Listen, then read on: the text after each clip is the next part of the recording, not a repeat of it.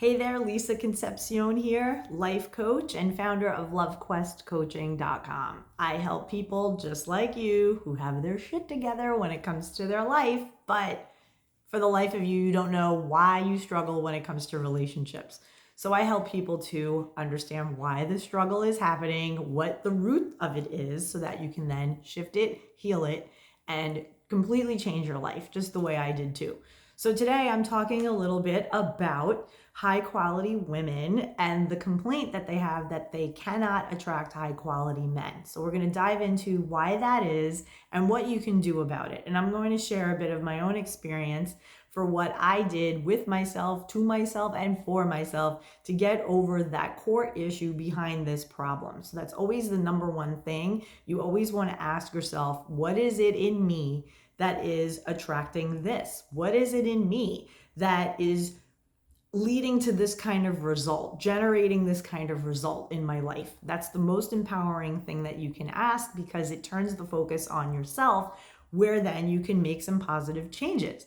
But if you're always externally focused and you're blaming everything out there, then you remain disempowered and you end up stuck, and there's nothing good with that. But typically the people that I work with, they are problem solvers. That's probably why you saw this video and clicked on it, because you are searching for answers. So let's get into these answers. What happens when you are a high quality person and you have your responsibilities in order? You're paying your mortgage, you're paying for your bills, you are a self-reliant, financially responsible woman. Two things will happen. Either first, you will attract men who are weaker, men who might not be as financially solvent or educated on finances, secure in finances. They might not have the ability to manage money effectively, and you do. So when you have that, you are an asset to them, and it makes you feel secure, because if you have abandonment issues, isn't it obvious that you would attract and you would want to be with a weaker man so that you can care for that man, so that that man would not leave you? Now, this isn't something that you're doing consciously. Sometimes it is, but most often it is subconscious. It is some belief that is operating back here in your mind that is running you. It's usually based on fear, the avoidance of abandonment, the avoidance of pain, and the desire for pleasure. So this is why you see so many women complaining that I'm in this relationship and I do everything. I make the money and I have to lead everything all the time, and it's everything is on me, and you'll hear that. But what you need to do is go deeper as to why is that? Why are you choosing the people that you're choosing? And then the other thing that'll happen is you will reach a point where you get burnt out and you feel like perhaps you were in a relationship and it forced you to look at your own energy. Maybe this person left you. Maybe you got fed up and you were like, you know what? I can't be with somebody that I no longer respect, which is what ultimately ends up happening. You are not respectful of the person. If you're doing everything for them, they become very childlike. They become almost like a burden to you, not a partner, but a project. So when you are dealing with these people who are very babyish, immature, they aren't leaders, they're very weak, and you continue to entertain that, you are going to continue to get the same result. So when we're dealing with unavailable people, people who are not interested in commitment, people who are very detached, it can be very appealing for someone who in their childhood had a parent who was also emotionally neglectful. So we tend to gravitate towards things that are familiar from our childhood, unless we have resolved those issues.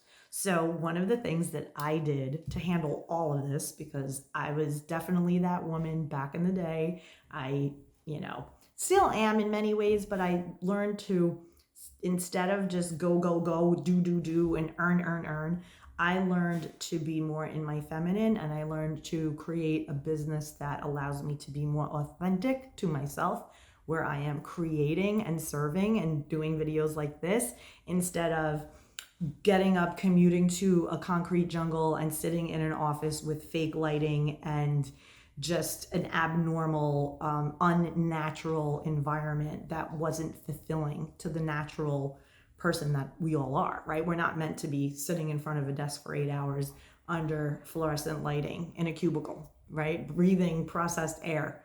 So when we start to tune into who we really truly are authentically, and we start to really look at the choices that we're making and why we're making them, what is the programming, right? What are the things that we were told? So I started to do this in 2015. That was when I got divorced and I had this massive spiritual awakening and I had to heal. I had no choice but to heal. I was alone with my dog, living in a 1-bedroom apartment, completely the life that I did not think I would have.